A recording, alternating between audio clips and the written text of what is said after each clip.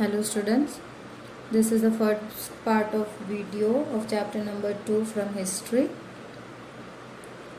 Your chapter number 2 is New Kings and Kingdoms. So as you know already, you have to write down the glossary in FNB. So your first word is Samanta. Samanta means big landlords or warrior chiefs who were subordinate of king.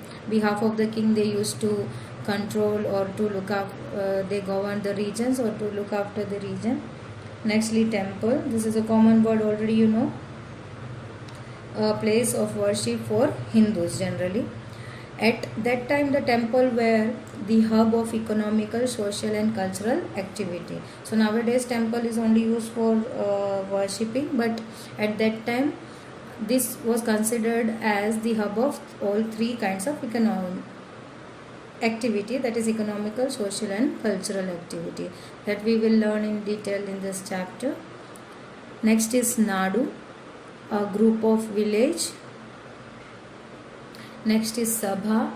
The present day assembly was called as Sabha and the lawmaker assembly there. So they used to make law. Maharaja Diraja, it means great king, overlord of king or the kings of kings. Raja, okay, Raja in other word you can say.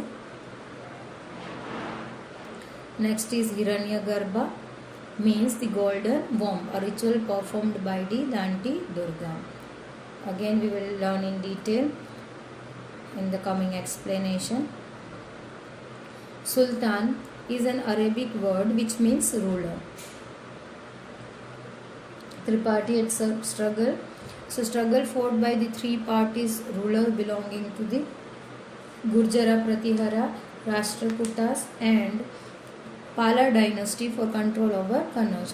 So all these three rulers were fighting to control over the Kannauj. So historian referred this word, that is tripartite struggle for them. Next word is Ur, a council of assembly in time of Chola king. Brahmadeya, it means tax-free land given to the Brahmins by a ruler as a gift. Next is Gopuram, the gateway of temple. Shikhara, a spire-like structure over a central shrine of temple. So where the idol is kept, you can see above the spiral type of construction on the top. So that is called as Shikhara. So what are the topics that we are going to learn in this chapter? That is, first topic is the emergence of new dynasties. Second, administration in the kingdom. Third, prashastis and land grants. Next is warfare for wealth. Next is a closer look, that is the Cholas. So we are going to learn about in detail about the Cholas. So under the Cholas there are few topics that are from Urayur to Tanjavur, how they have expanded. Splendid temples and bronze sculptures, how they have developed in these areas. Agriculture and irrigation also, these areas they have developed. Now the administration of the empire. So you have to write these main topics as a important notes in your FNB after writing down the glossary. So your first topic is the emergence of new dynasties. So new dynasties emerged after the 7th century, that is in the different part of subcontinent, and the time period between is 7th and 12th century. Now landlords or the warrior chiefs were acknowledged as Samanta. By whom? By the existing king. Now what is the work of Samanta? To look after the region which was under the king. So it was vast area, they were not able to control, so it was handed over to the Samanta. So Samanta were also called as subordinate to the kings. Now behalf of that Samanta used to give away gift to the king. So kings also expected the same. They bring gifts and also provide military support. The Samantha is also providing the military support for the king. Nextly, as the Samantha gained wealth and power, they declared themselves to be a Mahasamantha, or also even they were called as Mahamandaleshwara, and even asserted their independence. So as they got the power as a subordinate, or they were governing the regions what has given to them, so they were having the power to collect the taxes, and already they are in power also. So because of this power and wealth what they have gained, so they themselves declared as Mahasamantha, you can also say that, and the next word is Mahamandaleshwara, and they become independent. So they were not now ruling under any of the kings. So one such example I have set up over here, and your textbook is also there. Rashtrakutas, they were generally Samantas in the Deccan regions. So they have overthrew the power of Chalukya. So the Chalukya was the king, and under them the Rashtrakuta was Samanta. So they have overthrew the power of king, and Chalukya were ruling in which region? Karnataka, and they become the ruler. Who become the ruler? Rashtrakutas. In mid-8th century, Danti Durga, a Rashtrakuta chief, overthrew his Chalukya overlord and performed a ritual called Hiranya Garbha, a golden womb. So Danti Durga, he was a Rashtrakuta chief. As I said, he has overthrew the power of Chalukya, the king, and performed a ritual that is called as Hiranyagarbha. Now what is mean by Hiranyagarbha, golden womb? So this ritual is performed with the help of Brahmins. So this ritual was performed by the help of Brahman. It was thought to lead to the rebirth of the sacrificer as a Kshatriya, even if he was not one by birth. So already you have learnt in 6th class that there were 4 Varnas: Brahman, Kshatriyas, third is Vaishyas, and fourth one is Shudras. So everyone were having their own particular work to do. Like Brahmans, they are always learning the Vedas and texts, and they were considered as the knowledgeable person in the society. So their kids used to be Brahman only, so they cannot become a king. Now the king, who can become a king? Only from the Kshatriya family. And business persons you can get from the Vaishyas group, and the helpers you can say from the Shudras. So the Shudras were helping the other 3 community. So here the Danti Durga or the Samantas, they were not belonging from the Kshatriya family. So if they are not belonging from the Kshatriya family, then how they can become a ruler? So here this ritual helped out them, and that ritual was also made by the Brahmins, with the help of the Brahmins. As the Danti Durga was having a power, he become king. He has overthrew the power of Chalukya and become king. So with the help of Brahman, they introduced a new ritual that was called as Hiranyagarbha. So they have to sacrifice any animals, whatever the Brahmins asked them to do. So from this sacrifice, they considered that that particular person has took the rebirth, has taken the rebirth. Now rebirth as means they has rebirth as a Kshatriya, because in past the Varna were considered on the basis of birth. If they has taken birth in Brahman's family, then they will become the Brahman only, and they have to follow the traditions of Brahmans. If he is belonging from Kshatriya, then they have to follow the traditions of Kshatriya and can become a king. So here this ritual helped out the non-Varna, means the person who is not belonging to that particular Varna can join the other Varna. So even if they are not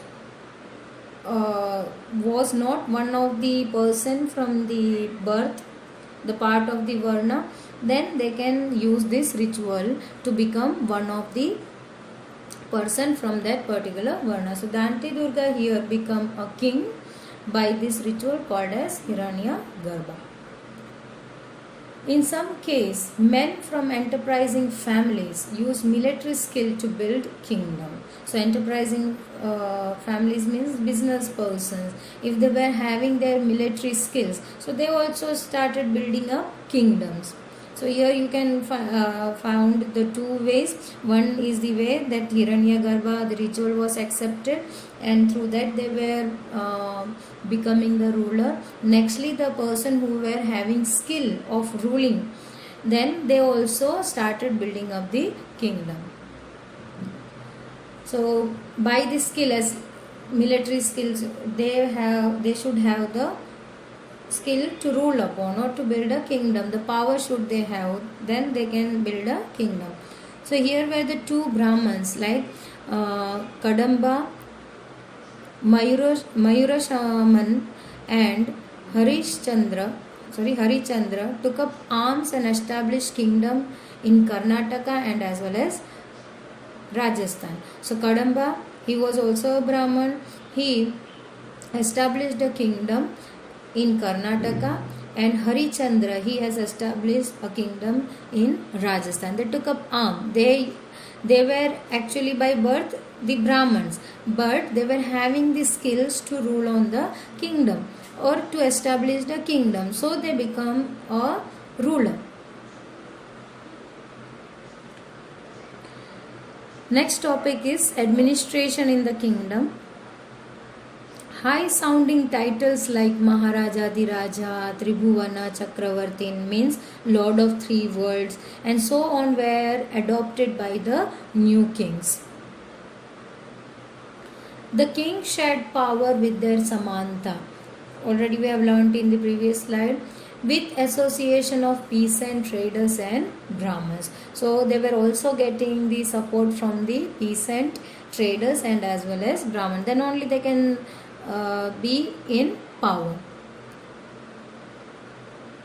States obtain resources from the producers as a rent due to a load.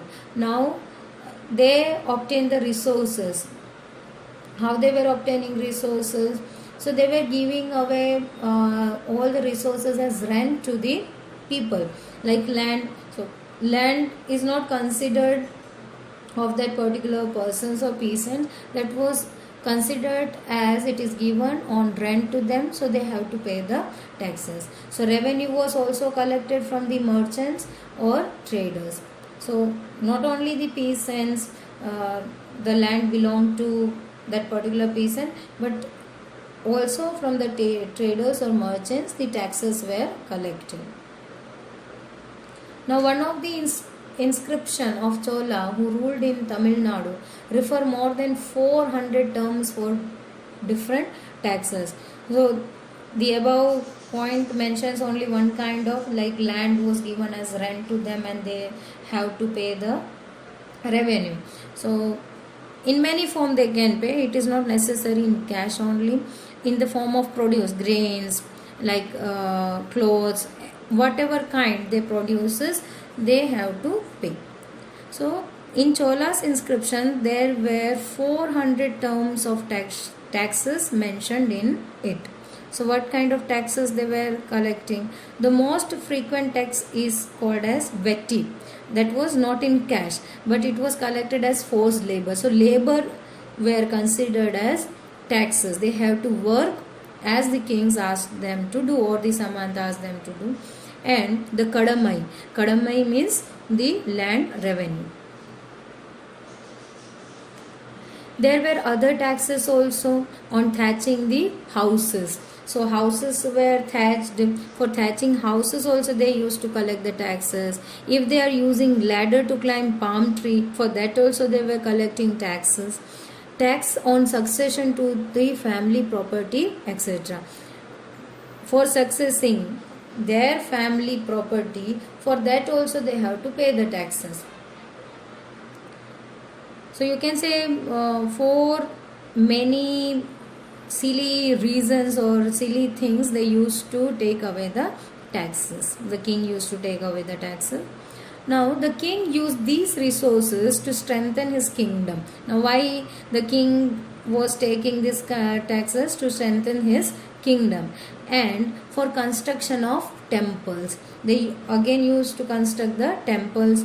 Later on they constructed forts, and even these taxes were used for the to fight wars, which in turn expected to lead to the acquisition of wealth in the form of plunder and access to land as well as trade route. So whichever regions they were attacking on, having war with, if they are winning, then that region came under their control.